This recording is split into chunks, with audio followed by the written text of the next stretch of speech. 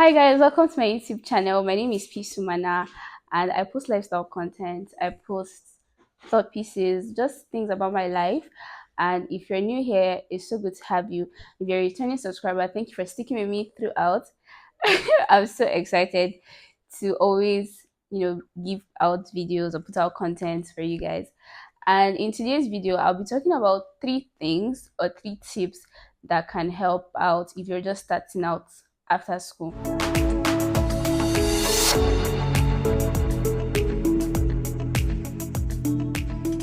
Okay, so let's get right into the video. Like I said, three tips for those that are just starting out their careers. And yes, I'm with a book because I try to gather my thoughts so I don't just go all over the place without saying anything. I just like putting down my thoughts into writing.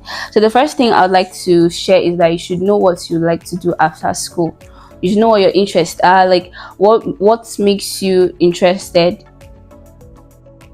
What makes you interested, and are you passionate about a particular topic, a particular area, whatever it is, you should just know what you'd like to do. Like for me, for instance, when I finished school, I knew I wanted to work in a sector that will help me to help others, or that will give me the opportunity to help others. So that was why I started working in the NGO sector. So you can just look for that space or that niche that communicates what you like or what you'd love to do, and you can see how you'd fit in that space. Okay, so after you know what you want to do, like the interests you have, you can then find a mentor in that space. Like that's the second tip I'll share with you. You can find a mentor in that space, and a mentor doesn't mean that you have to have interactions with this person every day, or it doesn't mean a physical person that you see one-on-one. It could be someone online who is sort of doing what you're doing or sort of doing what you would like to do. You can always have interactions with the person's page on social media, follow the person.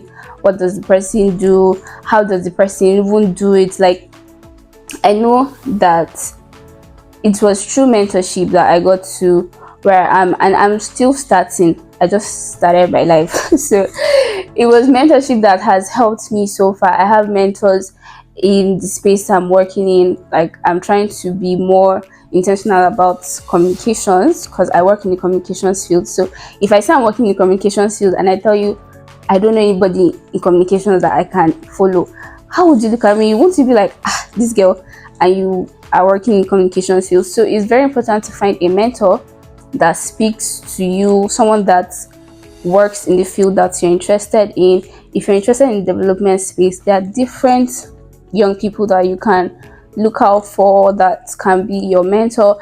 And like I said, mentorship doesn't have to be one-on-one. Let me share an experience that happened to me in the past. There was someone I met. He's a great mentor, a great leader in the space of reproductive health, and I met him, and he was even happy that I knew him. Like, I greeted him, I exchanged pleasantries and all of that. And the next thing I'm asking, sir, can you be my mentor? And that's how the conversation ended. Like, he stopped responding to my messages. But I'm just saying that when you meet someone, maybe you had the opportunity to meet them physically, you don't just go all out and say, oh, please, can you be my mentor? It has happened to me, and I wouldn't want it to happen to you. You can just follow them, what they do. If they have events, you can attend their events. Just things that will put you in their, should I say, in their face, so that they can notice you and they can see your work, they can see your interest, and they can even be eager to speak to you because they've seen how much you've interacted with their content. Another thing that I would also like to add is that for like mentors, they know that you want to work with them, they know that they have value to offer, but sometimes they can be very skeptical because they are wondering what value you bring to them. So it's not enough to just say, oh, please, can you mentor me? You have to have a value that you bring to the table. Like, there's someone that I call my mentor, and sometimes he tells me, oh, please, I want you to do this for me. I want you to help me write this report. I want you to help me do this.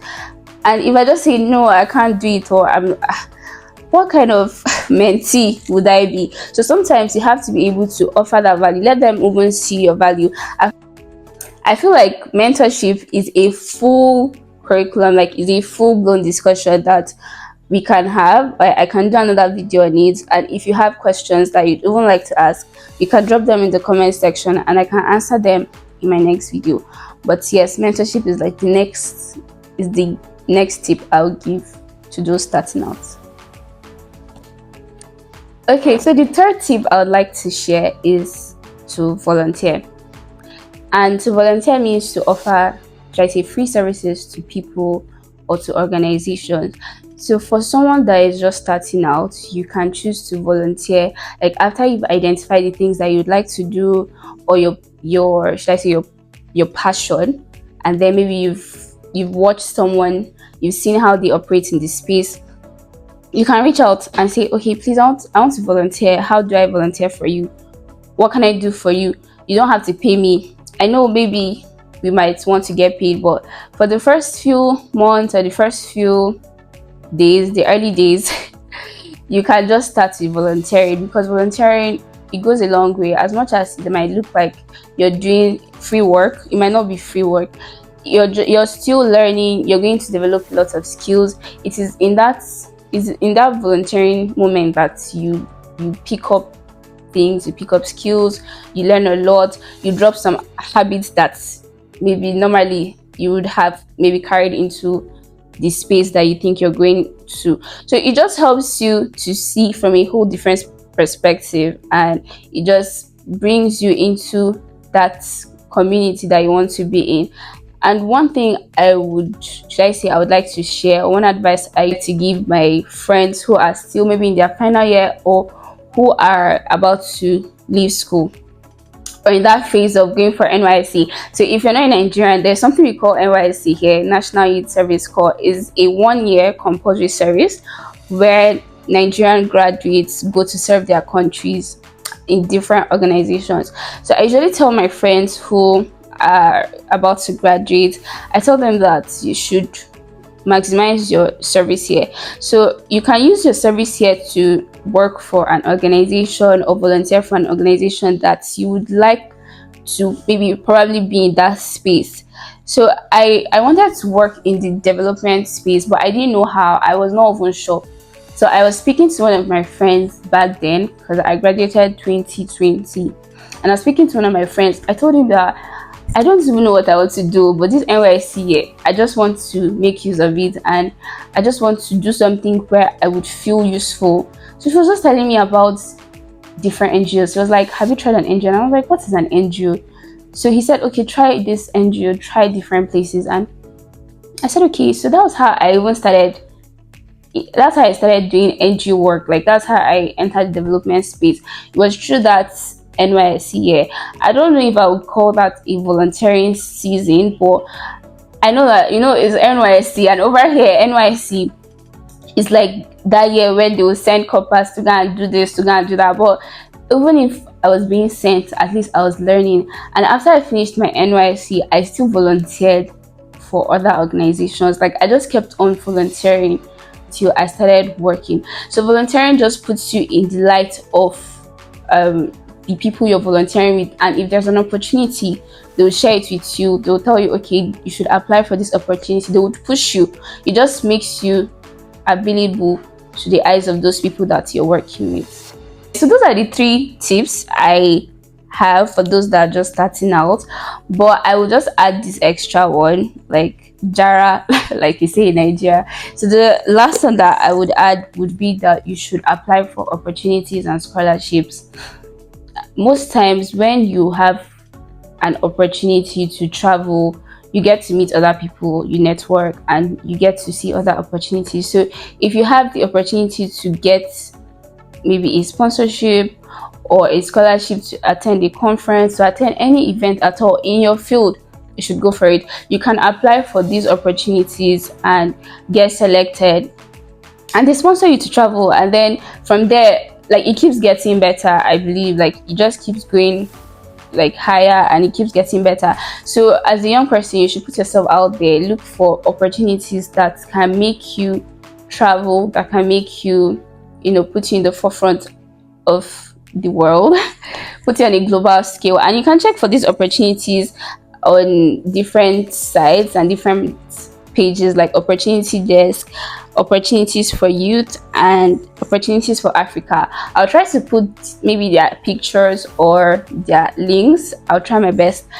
in the description box so you can check them out and see the different opportunities that they post for young people. So applying for these opportunities and getting it would give you an opportunity, and it also give you a platform to meet other people and to express yourself and to share your work with other people. You share what you're doing, other people will be interested and they would like to collaborate with you. So just try to apply for those opportunities. Yes. Okay, and we've come to the end of this video. I've closed my book. So if you have questions, if I didn't even mention some things, like if you think I left some things out, please, you can drop them in the comment section. If you have any question that you'd like to ask, you can drop them in the comment section. Please share this video, like, comment, subscribe, and you can also share with your young ones, like young people that you know or young people who are about to graduate, who you think might need some sort of help. Just share it with them, let them like watch it, like, comment, subscribe. Thank you for watching, guys. Bye.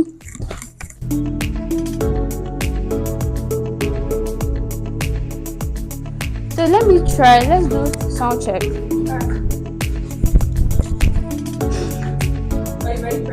Yeah. Sound check 1, 2. How does it look?